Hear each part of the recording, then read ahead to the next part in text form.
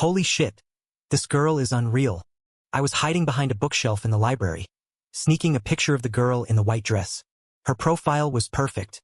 Sunlight streamed through the window and seemed to set her aglow as she read, like some literary goddess straight out of an anime. My name is Caleb Young. I'm a junior, computer science major, and a 22-year-old veteran of the single life. Today, I think I finally met the one. Dude, are you sure about this? My roommate Alex whispered, leaning in. That's Luna Hayes from the English department. They call her the Ice Queen for a reason. You might want to check a mirror before you make a move. I heard some trust fund kid tried to ask her out last semester, and she roasted him so bad he questioned his whole existence. Something in my brain snapped. Isn't that perfect? I love a challenge. Just as I was about to approach her, my phone buzzed. It was a text from my mom. Sweetie, your Aunt Carol set you up with a nice girl. How about you meet her this weekend? I texted back, Mom, stop, I've already met someone I like. She replied instantly. You said it, not me. Screenshotting this for proof. Otherwise, the blind date is on. Damn it. Why are parents so hard to deal with these days? I took a deep breath, adjusted the collar of my shirt, and tried to look casual as I walked toward her. She was reading Malice, which only solidified my belief that she was my soulmate. I love Kigo Higashino. The twist at the end of that one is incredible, right? I said, flashing what I hoped was my most charming smile. She looked up, unhurried. You like Higashino, too? Her voice was soft, but it made my heart hammer against my ribs. Definitely, especially Malice. The way he writes the dark side of human nature is so raw. I slid into the chair opposite her. I'm Caleb, by the way. Comp sci. Luna, she said with a nod, then immediately looked back down at her book. Okay, at least she didn't tell me to get lost. Her fingers, turning the page, were long and pale, her nails neatly trimmed with no polish. It was, for some reason, incredibly sexy. So, could I get your number? I pulled out my phone, my hands surprisingly steady while my insides were a mess. Maybe we could hit up a book club meeting sometime. She was silent for a moment. Then, to my utter shock, she actually opened her phone and pulled up her contact QR code. I felt a surge of triumph. As I scanned it, I noticed her phone case was plain black, with a single, tiny silver moon on it. You should have my contact now, she said evenly. I quickly saved it. Her profile picture was a photo of a starry night sky. Her contact name was just one cool, simple word, Luna. You come here to read often? I asked. Yeah, the light is good here. She closed her book. I have to go. Wait, I blurted out. There's a book club meeting about Higashino's work at the campus coffee shop this weekend. You want to go together? She stopped and turned back to look at me. What time? Saturday at 2. Okay. She nodded, then turned and walked away. Watching her leave, I pumped my fist in the air. Alex poked his head out from behind the stacks. Holy shit, dude. She didn't shut you down? Did you win the lottery or something? Of course not. It's all about charm, my friend, I said, running a hand through my hair with a flourish. A skill you could spend 100 years trying to learn. Just then, I saw something glinting on the table. It was Luna's bookmark. It was silver, engraved with a single line of tiny text. You are my light in the darkness. That weekend, I got to the coffee shop half an hour early, snagged a table by the window, and even spritzed on a little cologne to boost my confidence. At 2 o'clock sharp, Luna walked in. Today she wore a light blue sundress, her hair pulled back in a loose ponytail. She looked more relaxed than in the library, and so beautiful it was almost unreal. Been waiting long? She asked, sitting down across from me. Not at all. I lied smoothly, pushing the menu toward her. What can I get you? Their lattes are pretty good. An Americano. Black. She didn't even glance at the menu. About a dozen people showed up for the book club, led by a grad student in glasses. When the discussion turned to Journey Under the Midnight Sun, Luna suddenly spoke up. Yukiho did not love Ryoji, she said, her voice quiet but commanding enough to silence the room. Her love was just extreme. When you see someone as the only light in your life, you'll do anything to keep them, even if it means destroying them. After all, they're all you have. As she finished, her eyes locked onto mine, sending a strange shiver down my spine. Wow, that's a unique take, I said, trying to break the sudden tension. But I think loving someone means respecting their choices. Really? Luna smiled faintly. So if the person you loved wanted to leave you, What would you do? The question felt a little too philosophical for a first date. Thankfully, the moderator changed the subject. After the event, I offered to walk Luna back to her dorm. The evening air was warm, and a faint scent of gardenias seemed to follow her. "You're more interesting than I expected," she said suddenly. "What's that supposed to mean?" I asked, a little thrown. 5 other guys have tried to use a book club as an excuse to talk to me. They were all faking it. You're the only one who's actually read the books. I didn't know whether to laugh or cry. So I should feel honored? She didn't answer, just stopped and looked up at the sky. The sunset painted her profile in shades of orange, her eyelashes casting tiny shadows on her cheeks. "Caleb, do you know why I agreed to give you my number? Because I'm devastatingly handsome?" I joked. "Don't be an idiot. It's because when you took my picture, your phone's camera lens was clean." She said it, then just kept walking, leaving me standing there. I just stood there, completely stunned.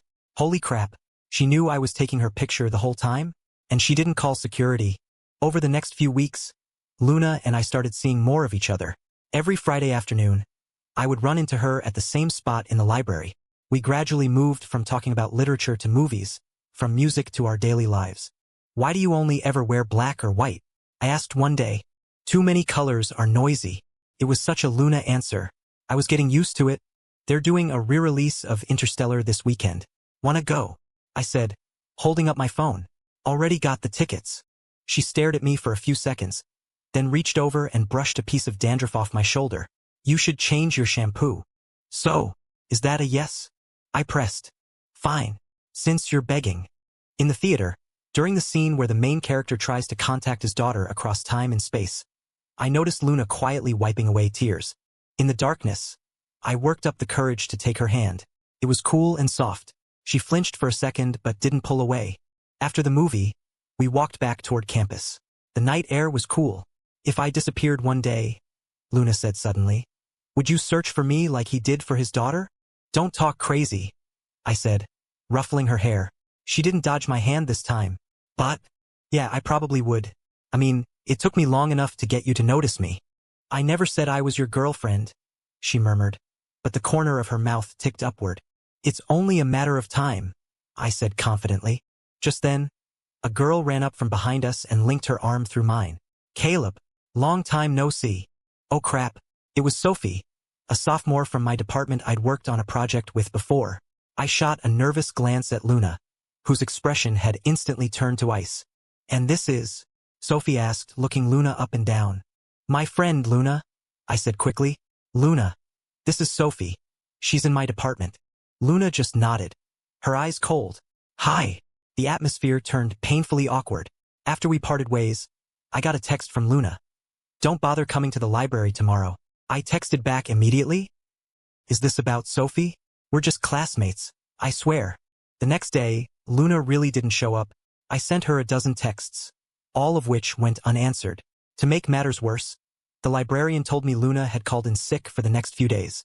3 days later, I finally cornered her in front of the humanities building. "Why are you avoiding me?" Luna looked paler than before, with dark circles under her eyes. "Get out of my way." "No, not until you give me a reason," I said, standing my ground. "If this is about Sophie, I can explain." "You don't need to." She looked up, and her gaze sent a chill through me. "I just realized we're not right for each other."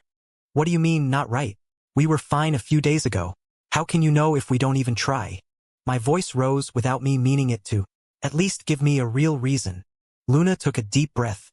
"Because I saw your text history with Sophie." I was floored. "What text history? There's nothing between us." "Last Wednesday, 11 p.m. She texted you, 'Hey, I can't sleep.' You replied, 'Wanna grab a late-night snack?'" Luna recited the words one by one, her eyes growing colder. "Do you need me to continue?" My mind raced, and I finally remembered. That was the night before our project deadline. There were 4 of us from the group pulling an all-nighter in the lab. We were all starving, so we went out to get food. Luna froze. "Really?" "Yes, really." I pulled out my phone. "Look at the group chat if you don't believe me." She stared at my phone screen for a long time, and the tension in her shoulders finally eased. I misunderstood. "Wait." It suddenly dawned on me. "How did you see my texts with Sophie?" Luna's expression shifted. She bit her lower lip. I hacked your phone. What? I thought you were an English major. My jaw nearly hit the floor. It's normal to have a hobby. Besides, that one time in the library, you logged into your messaging app on the computer and didn't log out. Her voice got quieter. I saw your password. I should have been furious, but seeing her standing there with her head down like a kid who'd been caught, I found it kind of funny. So, these past few days, you've been jealous. Don't be gross. Of course not. She denied instantly, but the tips of her ears were bright red. I couldn't help but laugh. Luna, don't tell me. You like me, don't you? She looked up, her eyes sparkling. Then she stood on her toes, gave me a quick, soft kiss on the cheek, and ran off. I stood there, stunned, touching the spot where she'd kissed me. My heart was beating so fast I thought it would burst out of my chest. Damn, who could possibly resist that? From that day on, our relationship accelerated. She stopped hiding her possessiveness, and I found that side of her unbelievably cute. From now on, no eating alone with other girls. Yes, Your Majesty, I'd say, smiling as I pinched her cheek. And don't smile so brightly at other people. What? That's a tough one. I'm a naturally sunny and cheerful guy. She suddenly leaned in, so close I could smell the sweet tea on her breath. You can only be mine. My heart skipped a beat. I took a quick sip of my iced water to cool down. Luna, are you a Yandere or something? What's a Yandere? She asked, tilting her head, her expression as innocent as a child's. It's like someone who loves a person so much they want to possess them completely. I explained, but don't worry, I don't mind. I actually think it's kind of hot. She nodded thoughtfully, then gave me a smile that sent a chill down my back. If you say so. At the time, I thought she was joking. That was until the day Sophie found me, crying, saying her entire senior thesis project had been deleted. The login history showed the breach came from my computer's IP address. Caleb, what did I ever do to you? She asked, her eyes red. I was completely baffled. This has nothing to do with me. Just then, my phone buzzed. It was a text from Luna. What do you want for dinner tonight? I learned how to make braised short ribs, happy face. Looking at that cute little emoticon, a horrible thought clawed its way into my mind. Couldn't be, right? I stared at the text, my thumb hovering over the keyboard. Caleb? Sophie was still sniffling. I really don't have a backup. Give me some time. I'll look into it for you, I replied automatically. My mind filled with the image of Luna's innocent eyes. Back in my dorm, I immediately checked my computer's login records. Sure enough, there was a remote login from 2 nights ago at 10:23 p.m. Exactly when Luna and I were on our date at the library. A knot of dread twisted in my stomach. Let's do the ribs another time. Something came up. I finally texted back, then immediately called Alex. Dude, I think I'm in deep shit. After I explained everything, Alex let out a low whistle. Whoa, a real-life Yandere girlfriend. Isn't this the kind of excitement you've always wanted? Screw you, man. I'm freaking out. I whispered. How did she even get my password? I'm so careful. Wait, she's a hacker. As I said it, I remembered last month at the library when Luna had borrowed my laptop to look something up. I had gone to the bathroom, and when I came back, she was just staring at my desktop. I'm screwed, I muttered. She must have gotten it then.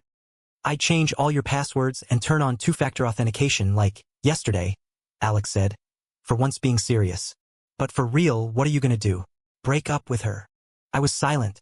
My brain was screaming at me to run from this dangerous girl. But my heart was telling me something else entirely. I don't know.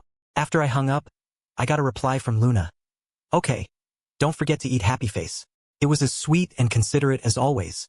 If it weren't for the hard evidence, I never would have connected the girl sending cute emoticons with a malicious hack. I took a deep breath and decided to play it cool for now.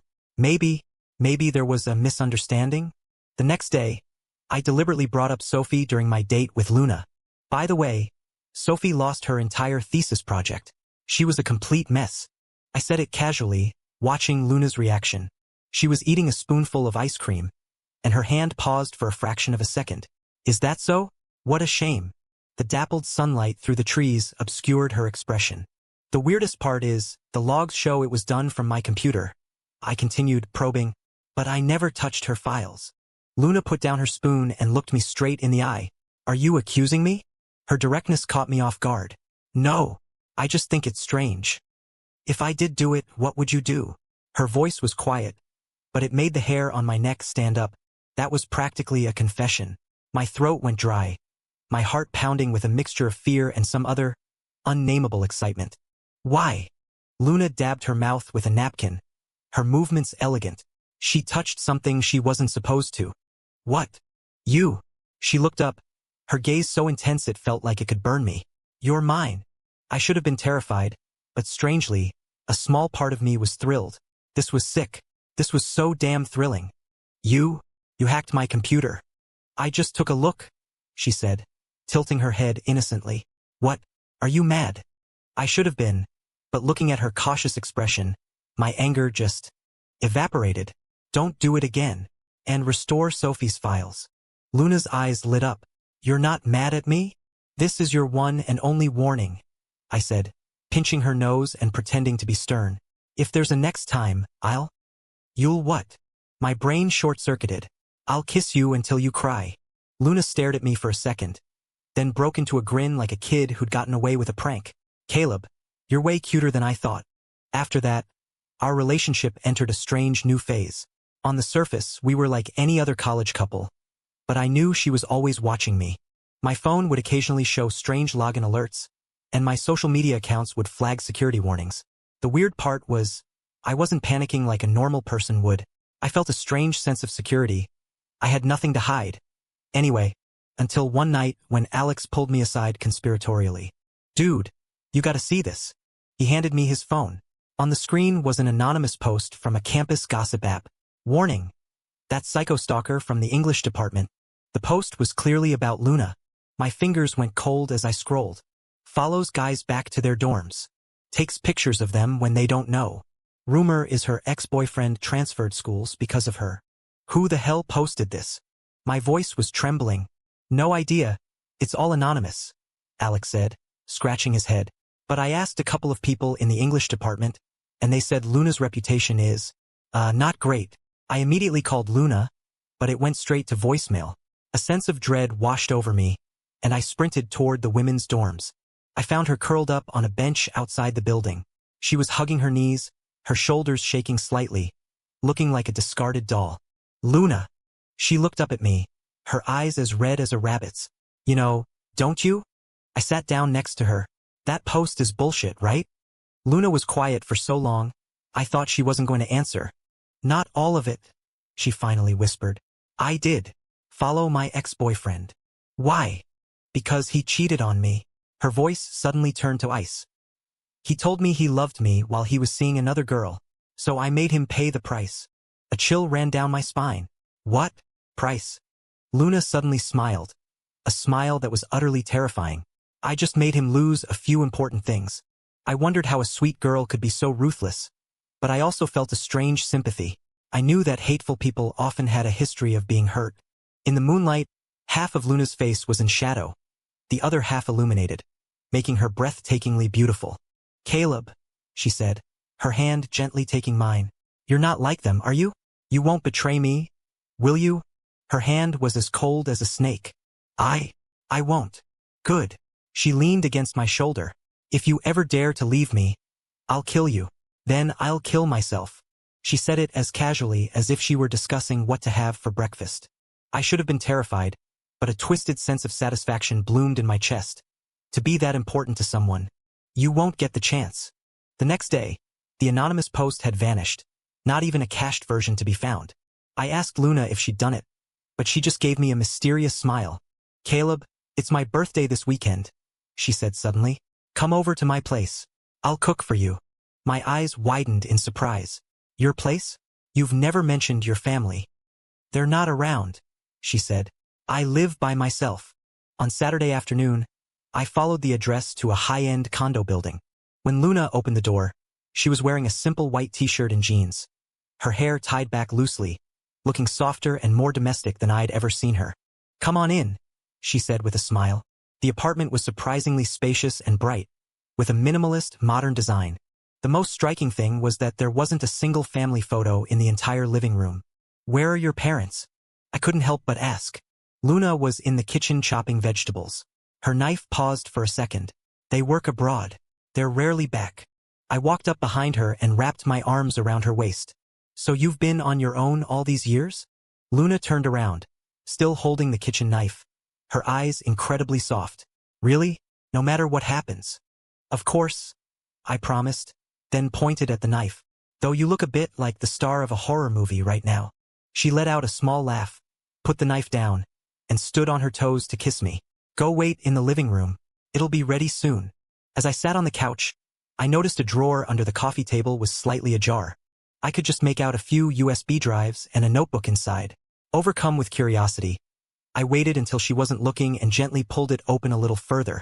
The notebook was filled with dates and my name. Before I could get a closer look, the sound of a shattering plate came from the kitchen. What happened? I rushed over. Luna was standing in a mess of broken ceramic. A cut on her finger. A drop of blood fell onto the white tile, startlingly bright. Don't move. I immediately found a first aid kit and carefully bandaged her finger. How did you manage that? She shook her head, her eyes fixed on me. Caleb, do you like me? Of course I do, I answered without thinking. How much? I pretended to think. About as much as I like League of Legends? She frowned. Try another comparison. All right, I said, smiling as I tapped her nose. Like an ice-cold Coke in the summer, a hot chocolate in the winter, like late-night tacos and sleeping in on the weekend. The kind of like where I can't live without it. Luna's eyes lit up. She lunged forward and kissed me, so forcefully that I stumbled back against the fridge. Remember what you said?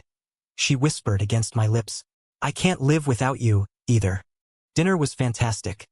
Luna's cooking was unexpectedly amazing. Afterwards, we curled up on the couch to watch a movie, and she snuggled into my arms like a cat. Halfway through the movie, she said suddenly, Caleb, you should change all your social media passwords to be the same as mine. My heart skipped a beat. What? That way you won't forget them, she said, blinking innocently. And I want to be able to see you whenever I want. The request was completely out of line, but looking into her expectant eyes, some part of my brain just gave in. Okay. Luna's face broke into a delighted smile. She kissed me again, then immediately pulled out her phone. Change them now. With her watching my every move, I changed them one by one. Each time I typed Luna 520. A small voice in my head screamed that this was wrong, but a larger part of me was sinking into a strange pleasure. The pleasure of being needed, of being possessed, of being completely controlled. Last one, your Venmo. I hesitated. Maybe we can skip that one? It's tied to my bank account. Luna's expression instantly turned cold. You don't trust me? It's not that. I tried to explain. It's just. Forget it. She suddenly stood up. It's getting late. You should head back to campus. I panicked, grabbing her hand. Luna, are you going to change it or not? She asked, turning to look at me, her eyes sharp. I'll change it. When the last password was changed to her name, Luna finally smiled again. She pushed me back onto the couch, straddling my lap and cupping my face with her hands. Now you're completely mine. Her kiss was sweet and suffocating. After the password incident, Luna's possessiveness intensified. She demanded daily reports of my schedule, instant replies to her texts, and even installed a location tracking app on my phone. This is getting to be a bit much, don't you think? I protested. You don't like it? Her eyes darkened. Then you can just uninstall it. Seeing the hurt look on her face, I caved again. Fine, whatever. It's not like I have anything to hide. Luna's face immediately brightened. She gave me a quick kiss. Good boy. Gradually, my entire life began to revolve around Luna. She didn't like me playing video games with my friends too late, so I cut back on our online sessions. She hated the smell of smoke, so I quit my occasional vaping habit. Even my style of dress changed to match her preferences. Alex was the first one to notice something was off. Dude, what's up with you lately? You look like you've been replaced by an alien pod person. Really? I instinctively reached for my phone. A text from Luna should be coming through any minute. You skipped the department mixer last week, and you bailed on game night yesterday, Alex said with a frown. Don't tell me that girl Luna has you on a leash. Don't be ridiculous. I snapped back. I'm just in a relationship. Alex looked like he wanted to say more, but just ended up clapping me on the shoulder. Just don't lose yourself, man. His words struck a chord, but they were immediately drowned out by my phone ringing. Caleb, where are you? Luna's voice came through the phone, sweet as honey. I miss you. In my dorm. I'll be right out. I answered on autopilot, not even realizing how conditioned I had become. After I hung up, Alex looked at me like I was a terminal patient. It's over for you, man. You're done. I laughed and gave him a playful punch, but a part of me knew he was right. I was trapped in the beautiful web Luna had woven, and the scariest part was, I didn't want to escape. That night, Luna took me back to her apartment. As soon as we walked in, I noticed the coffee table drawer was now locked, and the USB drives and notebook I'd seen before were gone. Today is the anniversary of my parents' death. I stared at her, shocked. What? But last time you said they were working abroad. I lied. She turned on the TV, her voice flat. They died in a car crash when I was 10. I didn't know what to say. I just pulled her into a tight hug. Luna was stiff in my arms for a moment. Then she completely broke down, crying like a lost child. They both abandoned me. My dad was having an affair, and my mom drank all the time. In the end, they died together and left me all alone. She sobbed. Everyone leaves me. I won't, I whispered, kissing away her tears. I will never, ever leave you. That night, our relationship went to a new level. As Luna trembled beneath me, she bit my ear and whispered, "If you ever betray me, I'll kill you." Later, I woke up in the middle of the night and realized Luna wasn't in bed. The bathroom light was on, and I could hear faint talking. I crept over quietly and heard Luna's hushed voice. "Just give me one more week. No, I won't make the same mistake again." Who was she talking to? Just as I was about to knock, I heard her say, "Caleb is different. I'm going to make sure he stays with me forever." A cold dread crept up my spine. I tiptoed back to bed and pretended to be asleep. A few minutes later, Luna returned, snuggling into my arms like a docile kitten. Who would have thought this kitten had just been plotting my eternal captivity? The next morning, Luna made a huge breakfast. Her smile so sweet it was as if last night's creepy phone call had never happened. "Any plans for today?" she asked, pouring me a glass of milk. I have a group project meeting this afternoon," I said, hesitating. "I might not be able to see you until later." Luna's smile faltered for a second. "Who's in the group?" "Just a few people from class," I said vaguely, deliberately omitting the fact that there were girls in the group. "Oh," she put down the milk carton. "Any girls?" It was like she could read my mind. I nodded, my throat tight. "Yeah, but it's purely academic." Luna didn't say anything. She just picked up my phone and, right in front of me, started scrolling through my texts. I felt a surge of humiliation, but also, strangely, a flicker of excitement. Seeing her get jealous over me. "Okay," she finally said, handing my phone back. "But come find me as soon as it's over." "Yes, Your Majesty," I said, relieved, and kissed her on the forehead. That afternoon, halfway through our discussion, I got a text from Luna. "I'm waiting outside the building." My stomach dropped. I walked over to the window and looked down. She was really there, standing on the lawn, staring up at the window of our study room. The sun washed out her face, making her look like a ghost waiting for its master. As soon as the meeting ended, I bolted downstairs.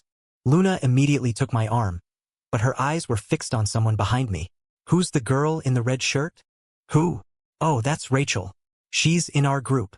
I don't like the way she looks at you." I didn't know whether to laugh or cry. "She has a boyfriend, okay?" "Really?" Luna took out her phone, her fingers flying across the screen. A moment later, a satisfied smile spread across her face. "You're right. They checked into a hotel last week." My eyes went wide. "You are? Unbelievable. How did you find that out?" "She had her location tagged on an old Instagram post," Luna said casually. "But you should still stay away from her." A wave of fear washed over me, but it was quickly replaced by a deeper worry. Luna's behavior was getting more and more extreme. That weekend, while Luna was in the shower, my curiosity finally got the better of me. Using the password she had told me before, I managed to pick the lock on that drawer. Inside were 3 USB drives, the notebook, and pictures of me. Not just one, but a thick stack of them. Candid shots of me in the classroom, the dining hall, on the athletic field, taken from every possible angle. The earliest photos dated back to long before we had ever met. My hands started to shake. I opened the notebook. It was filled with meticulous records of my daily routine, my favorite places, my likes and dislikes. The first entry was dated 2 months before our first meeting in the library. "Did you find what you were looking for?" I nearly jumped out of my skin. I spun around to see her standing there, wrapped in a towel, her hair still dripping, her expression terrifyingly calm. What is all this? Exactly what it looks like. She walked over, gently stroking one of the photos. I was watching you for a long time before you ran into me. Why me? Luna tilted her head, thinking, because you were always alone. You looked lonely, like me. She picked up a photo of me eating by myself in the dining hall. And you look cute when you eat. What kind of psycho reason was that? And why the hell did I find it kind of sweet? And these USB drives? I pointed to the drawer. Luna's smile vanished. Are you sure you want to know? I nodded.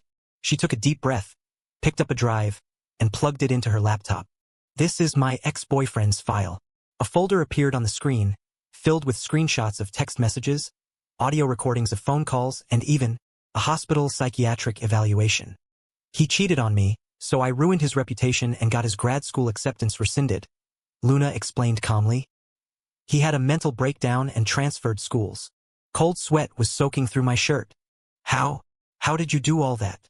Everyone has secrets, she said, as if it were nothing. You just have to find their weakness. I suddenly realized just how dangerous the seemingly fragile girl in front of me was. But what was even more terrifying was that, even knowing all of this, I still couldn't bring myself to hate her. Caleb? Luna suddenly knelt before me, looking up with eyes as fragile as glass. Now you know what kind of person I am. Will you still stay with me? I should have run. I should have called the police. I should have done what any sane person would do. But when I saw the tears welling up in her eyes, all my logic crumbled. Yes, I heard myself say, and then I leaned down and kissed her. Luna clung to me like a drowning person grabbing onto a piece of driftwood. We tangled together amidst the scattered photos and secrets, like two mad people falling into an abyss. After discovering Luna's secret, I was trapped in a state of constant conflict. By day, I was a normal college student. By night, I was back in Luna's apartment, drowning in her sick, obsessive love. Alex was the first to call me out. Dude, your dark circles are worse than a panda's. Is that girl running you ragged? I forced a laugh. Shut up, I'm fine. Seriously, Alex lowered his voice. Ever since you got with her, you've totally changed. You don't play basketball anymore. You never game with us. You bail on every hangout. That's what happens when you're in a relationship. I cut him off, glancing nervously at my phone. Luna hadn't texted in 10 minutes, which was highly unusual. You call this a relationship? Alex rolled his eyes. This is you getting played, man. I didn't answer because my phone vibrated. It was a location pin from Luna, showing she was at a quiet coffee shop off campus. Come here, now. The message was terrifyingly brief. When I got there, the place was nearly empty. Luna was sitting in a corner booth with 2 cups of coffee in front of her, her face deathly pale. What's wrong? I asked, sitting down. She slid a phone across the table. Explain this. On the screen was my text history with a girl from class. Rachel. The last message was from last night. She had asked a question about homework, and I had replied, let's talk in class tomorrow. It was completely innocent, but Luna had highlighted it in red. What's the problem? I was baffled. You called her Ratch, Luna said, her voice like ice. Only people who are close use nicknames like that. I almost laughed out of sheer frustration. The entire class calls her that. Her name is Rachel. Are you yelling at me? No, I'm not. I took a deep breath, trying to stay calm. Luna, you can't do this. This is a normal conversation between classmates. You can't micromanage every single word I type. Why not? She suddenly grabbed my hand, her nails digging into my skin. You're mine. All of you is mine. If you dare look at someone else. Enough. I yanked my hand back. My voice so loud the barista looked over. Luna, listen to me. I am your boyfriend, not your property. Those words were like a switch. Luna's expression froze, then slowly crumbled. Her eyes turned red, her lips trembled, and she looked like a child about to be abandoned. So, you're going to leave me, too? She whispered, her voice barely audible. Seeing her like this, my heart clenched. My rational mind told me to use this moment to draw a line, but my emotions wouldn't let me leave her. No, I sighed, taking her cold hand. But I want you to see a therapist. Luna's head snapped up. You think I'm crazy? I think you need help, I said, meeting her gaze. And I'm willing to face this with you. Her eyes flickered with uncertainty. But finally, she gave a tiny nod. Okay. Convincing Luna to go to therapy wasn't easy. On the way to the first appointment, she was so nervous she kept digging her nails into my arm. If the doctor thinks there's something wrong with me, will they lock me up? She asked in a small voice. No, of course not. I reassured her. It's just talking. But when the therapist asked about her family, Luna had a complete breakdown. She cried as she described being passed around between relatives after her parents' fatal car crash. How her first boyfriend had cheated on her, making her lose all trust in people. How she used control and possession to feel safe. Listening from the side, I felt my own heart break. Beneath that obsessive, Yandere exterior was a deeply wounded little girl. Mr. Young, the therapist said to me privately after the session. Ms. Hayes's condition is complex. She shows tendencies of borderline personality disorder, along with severe anxiety and depression. Her dependence on you is extreme, the therapist continued. This relationship is both a comfort and a danger to her. A danger. My stomach tightened. If she feels threatened with abandonment, she could engage in extreme behaviors, the doctor said seriously. I recommend we start medication, and it's crucial that you establish clear boundaries. As we left the clinic, Luna clung to my sleeve. What did the doctor say about me? She said you're very brave, I said, ruffling her hair, and that we need to set some rules.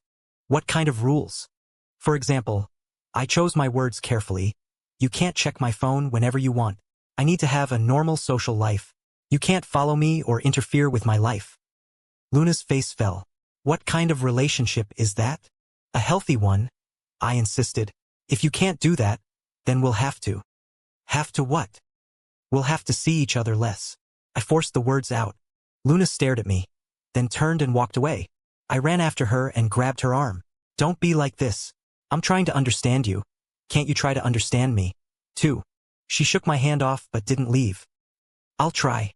The following weeks were like walking a tightrope. Luna tried to control her possessiveness, but she still had moments of weakness. She'd still check my phone sometimes, just more secretively. She stopped preventing me from hanging out with my friends. But she would always happen to be passing by the place we were meeting. Your girlfriend's here again, Alex said, nodding toward the door. Sure enough, Luna was standing there, pretending to read a notice board. I walked over with a sigh. I thought we agreed you'd give me some space. I was just passing by, she said stubbornly. I sighed again and took her hand. Come on. Let's go get something to eat together. Luna's eyes lit up instantly, like a puppy getting a treat. Seeing her like that, I didn't have the heart to be hard on her.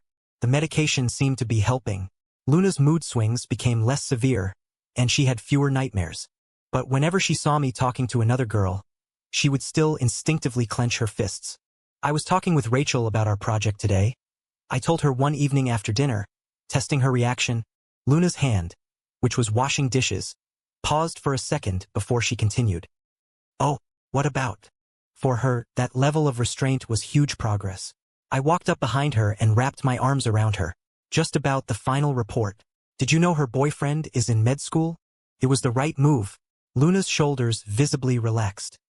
I didn't ask, but I wanted to tell you, I whispered, kissing her ear, because I have nothing to hide from you. Luna turned around, her wet hands cupping my face. Caleb, am I a terrible girlfriend? A little high maintenance, I said, smiling and rubbing my nose against hers. But what can I say? I'm into it. Her eyes suddenly filled with tears, and she buried her face in my chest. I'll get better. I promise. I held her tight, a mix of warmth and sorrow in my heart. Our relationship was so twisted, yet so real. During finals week, my project group had to pull an all-nighter. When I told Luna in advance, she was surprisingly calm. What time will you be done? I'll come pick you up. She even thoughtfully packed me some snacks. 3 a.m. We finally finished debugging the last piece of code. When I walked out of the lab, Luna was waiting downstairs, holding a thermos. Hot milk, she said, handing it to me. It'll help you sleep. I was so moved I could barely speak. I really thought her therapy was working. Until the next morning, when Rachel cornered me between classes. Caleb, is your girlfriend insane? Her face was pale with anger. She sent me a crazy threatening text last night. Then my entire GitHub repository was hacked and our project code was deleted. My mind went blank. What? Rachel showed me her phone. The text read, "Stay away from Caleb. Next time it won't be your code." I immediately called Luna, but it went straight to voicemail. I rushed to her apartment, but no one answered the door. Just as I was about to leave, I smelled something strange coming from under the door, like burning paper. Luna! I pounded on the door. Open up. I know you're in there. The door finally opened. Luna was in her pajamas, her eyes red and swollen. The room was filled with smoke. On the coffee table was a metal basin with the smoldering ashes of paper, and scattered around it were several photos, all candid shots of me. What are you doing? I ran over and stomped out the embers. Burning them. Luna's voice was hollow. The doctor told me I had to give up my unhealthy behavioral patterns. That's when I noticed the fresh, red lines on her wrist. A utility knife was lying on the table. My heart nearly stopped. I grabbed her arm. Are you crazy? I'm perfectly sane, she said, then laughed, a broken, miserable sound. I finally understand. Someone like me doesn't deserve to be loved. That's bullshit. I scrambled to find the first aid kit to bandage her cuts. We're going to the doctor. Right now. Luna let me tend to her, but her eyes grew more and more vacant. It's useless. I tried, but I just can't control it. Her voice faded, then broke into hysterical sobs. I held her as tightly as I could, terrified that if I let go, she would disappear. Listen to me, I said, cupping her face. Didn't we say we would face this together? I promised I wouldn't leave you. Why? She asked through her tears. Why are you so good to me? Because. I wiped her tears away. Because I love you. Luna froze, then began to cry even harder. But I've hurt so many people. We can fix it, I said firmly. We'll apologize to Rachel, restore her code. We'll take it one step at a time. Okay? She looked at me, her gaze slowly coming back into focus. You really won't leave me? Never. I kissed her forehead. But you have to promise me you'll never hurt yourself again. Luna was silent for a long time before she finally, faintly, nodded. I promise. I took Luna to the ER, where the doctors gave her a sedative. Once she was asleep, I called her therapist. This is a classic self-harm episode, the doctor said grimly. I strongly recommend we consider inpatient treatment. Does she have to be admitted? I gripped the phone tighter. She's terrified of being abandoned. Putting her in a hospital will only make her feel. Mr. Young, the doctor interrupted. You can't watch her 24/7. This time it was a minor injury. What about next time? I looked at Luna, pale and still on the hospital bed, and my heart felt like it was being crushed. I reluctantly agreed to the doctor's recommendation, on the condition that I could visit every day. When Luna woke up and heard the news, her reaction was surprisingly calm. Do you know what I dreamt about last night? She asked softly. I dreamt about my parents fighting right before the crash. My dad said he was leaving, and my mom threatened to kill herself. And then they really died. I held her hand tightly. Maybe, she continued, the words coming with difficulty.